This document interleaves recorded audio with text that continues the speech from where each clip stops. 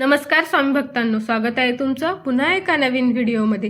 आज आपण बघणार आहोत श्री स्वामी गुरुचरित्र पारायणाचे नियम आणि गुरुचरित्र पारायणाची पूजा विधी।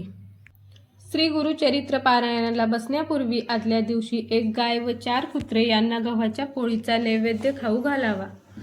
श्री गुरुचरित्राचे वाचन पूर्व किंवा उत्तर दिशेला तोंड करून करावे।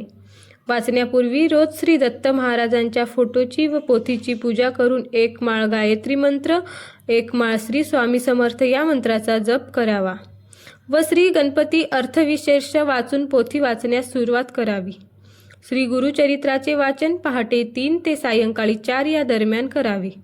दुपारी 12 ते 12:30 ही वेळ श्री दत्त महाराजांच्या भिक्षेची असल्याने त्यावेळेस पारायण वाचन बंद ठेवावे। श्री गुरुचरित्र वाचनाच्या कालावधीत आपल्या घरी शिजवलेले अन्न ग्रहण करावे। दुसऱ्याच्या घरचे अन्न घेऊ नये। आपली आई, पत्नी व बहीण यांच्या हाताने अन्न खाण्यास हरकत नाही। उपवास करू नये।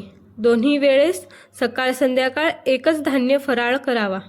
मुगाची खिचडी चालू शकते। 7ही दिवस सात्विक अन्न खावे।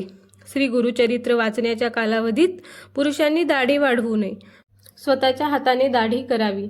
तसेच या काळात चामड्याची चप्पल घालू नये। श्री गुरुचरित्र वाचनाच्या कालावधीत ब्रह्मचारी पाळावे।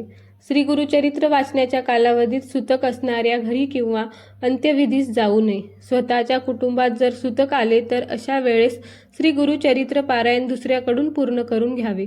अर्धवट सोडू नये। वेळोवेळी घरात किंवा देवघरात गोमूत्र शिंपडावे। सप्ताह कालावधीत रोज सकाळी व संध्याकाळी श्री गुरुचरित्राच्या पोथीस नैवेद्य दाखवून आरती करावी। रोज रात्री झोपण्यापूर्वी श्री विष्णू सहस्त्रनाम वाचावे। श्री स्वामी गुरुचरित्र पारायणाची पूजा विधी। श्री गुरुचरित्र वाचन सुरू करण्यापूर्वी आदल्या दिवशी 4 कुत्रे व गाय यांना नैवेद्य द्यावा।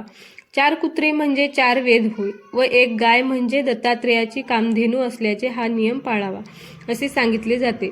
पारायणापूर्वी फुले, विशेषतः देशी गुलाबाचा हार, तुळशी, सुगंधी उदबत्ती, धूप, कलश, विड्याची गुलाबाचा हार, पाने, नैवेद्यासाठी पेढे किंवा अन्य गोड काही, अष्टगंध, चंदन, उत्तर, रांगोळी, 2 आसने, 1 चौरंग, चौरंगावर पिवळे किंवा भगवे कापड, चौरंगाभोवती व गुरु दत्तात्रेयाच्या आसनाभोवती रांगोळी काढावी।